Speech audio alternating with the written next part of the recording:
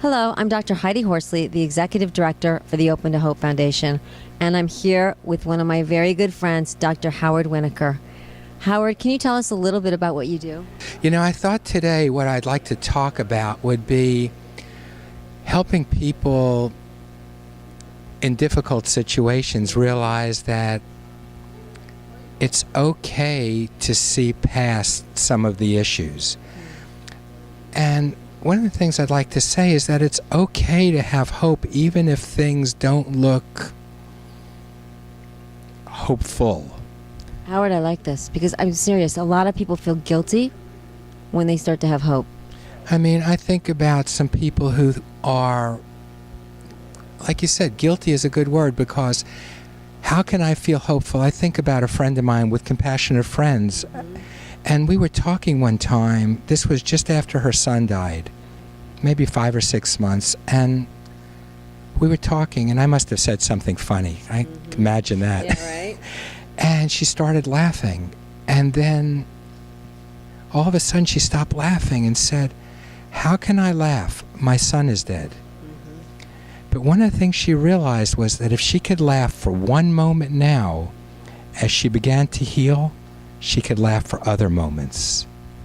And to understand that that was such a big thing, it was so incredible, because she knew that even though this was the dark night of the soul, that with organizations like Compassion Friends, to be with people who understand you, who can support you, who can love you, even if you're wounded, that it's almost like a scar in our body.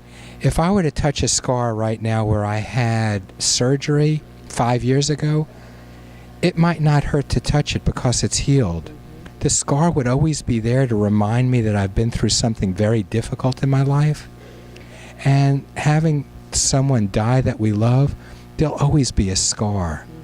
But it doesn't mean that we can't still have a loving and a full and a meaningful life. I love what you're saying. We can still continue bonds with them, and we can honor their lives by celebrating it and living our life to the fullest. I think that's important, and there's an old belief in psychology that I think we've really changed, that we used to talk about as people heal, they need to let go. You don't let go of your son, you don't let go of your daughter, you don't let go of your husband or your wife or your parents, but you find a place to continue that relationship within you without it paralyzing you so you can't move forward.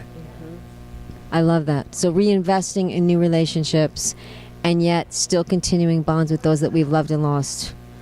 And Howard has written some really incredible books. One of them I recommend, I actually required at Columbia University. Howard, can you tell people the names of a couple of your books and where they can actually get in touch with you if they need to? Well, if they want to get in touch with me, they can look at my website at www.thewinokuer Center. That's the WINOKUER Center.com. And my books are there. They can type my name in and go to Amazon, and my books will pop up there. On my website, there are articles. Actually, if you go to Open to Hope, you might find some articles that I have written as well. Absolutely. Howard is one of our favorite authors, and he is writing an incredible sibling loss book right now with the leaders in the fields. And Including you. Including me. And I have to say that. You understand that. I'm so honored to be part of that, because really the sibling loss is so unacknowledged and minimized, and Howard is there to give us a voice, and I appreciate that, Howard. Well, as someone who's had a sibling who dies, you know a lot about that. Absolutely.